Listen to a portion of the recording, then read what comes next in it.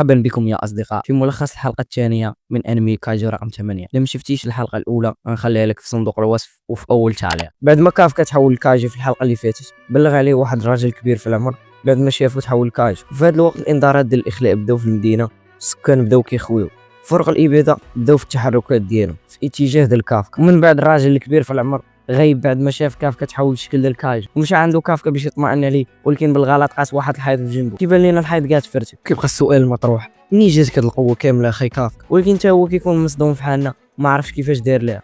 ورينو كيقول لي يلا نهربوا دغيا راه قريب يوصل عندنا قوه الاباده. وكافكا بغى يحل الشرجم باش يهربوا منه، ولكن صدق حتى هو مهرسه.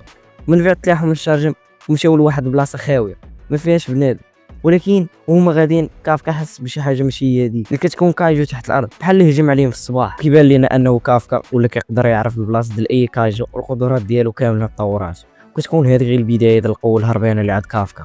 فرق الاباده كيسمعوا الصوت ديال الانفجار، والرادار في البلاصه كيحدد وجود ديال كايجو اخر في هذه المنطقه. وكتقرر القائده انهم غيتقسموا على جوج، جزء غيتبع كافكا والجزء الاخر غيمشي باش يبيد كايجو جديد.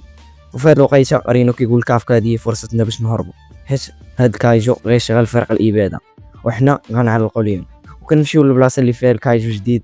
كاينه واحد الدريه صغيره كتحاول تنقذ امها اللي وحلات تحت الانقاض. منظر مكاور كيوصل عندها هاد الكايجو، صافي هذه النهايه ديالها ويلا غيبلاها. ولكن في اخر لحظه كيدخل كافكا كيسرح ليه واحد ديريكت طايرو بعيد، كيمشي عند الدريه الصغيره باش يطمئنها، ولكن هي كتكون خايفه منه. ورينو كيوصل عندهم كيهزوا الانقاض على امها، ولكن الكايجو باقي ما ماتش وجي عندهم دابا. وكافكا كيقول رينو خذ الدريه الصغيره والام ديالها وبعد اكثر مسافه تقدر عليها، حيت غنجرب نضربو بقوتي كامله. وبالفعل رينو كيمشي وكافكا كيجمع قوته كامله في يده لدرجه يدو نورات، وكيكون ناوي على شي عظمه وكيضرب الكايجو بجهده كامل. وبقوه الضربه الكايجو ملي تضرب تفرتك والاشلاء ديالو ولاو فحال الشاك طالعين. وكافكا كيكون ما مصدقش هادشي اللي دار وبقى واقف الوسط ومذهول من هادشي اللي دار. وكيقول الدريه الصغيره صافي راه دابا الوضع ولا امن، ما بقى مناش تخاف. وهي عاوتاني خايفه منه. ويلا كافكا بغى يمشي، ولكن كتفاجئ الدريه الصغيره وكتعيط عليه وكتشكروا على هادشي اللي دار معاه. وكافكا بسبب الكلمه تاثر بزاف وتفكر الوعد اللي وعد به صديقته مينا انه غادي يوقف جنبها. كيقول مع راسو انه باقي امل باش يقدر يوفي بالوعد ديالو ليها ويوقف معاها قدام جميع الكاج ويبيدوهم كاملين. وكيقول رينو حتى انا ما غنستسلمش في حالك وغنحقق الهدف ديالي.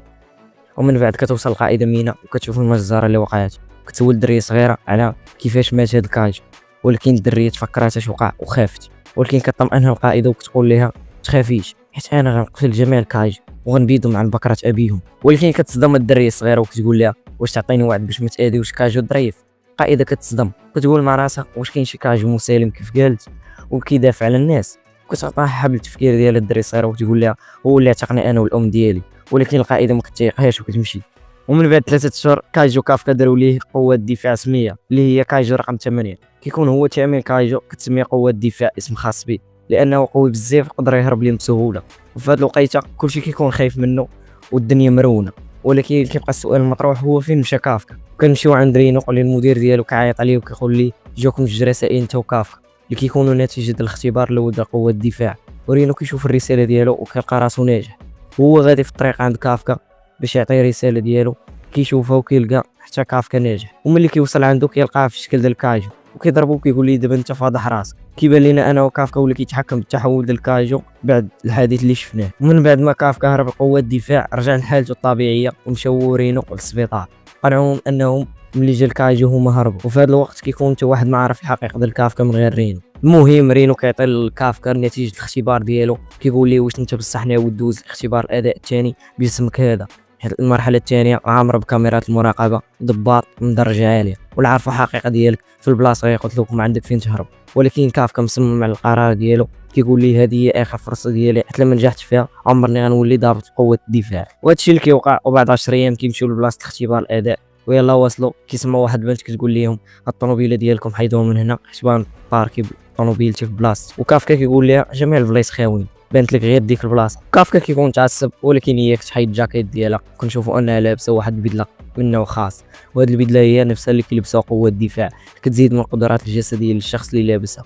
كتصدمنا كاملين وكتهز الطوموبيل بيد وحده وكتلوحها بعيد بكل سهوله. ومن بعد كتعرفهم على راسها بكل تفشخر وكتقول لهم انه سميتي هي شينوميا كيكورو ومن هواياتها القضاء على الكايجو. كتقرب من كافكا وكتقول ليه بالمناسبه علاش ريحتك بحال ريحه الكايجو.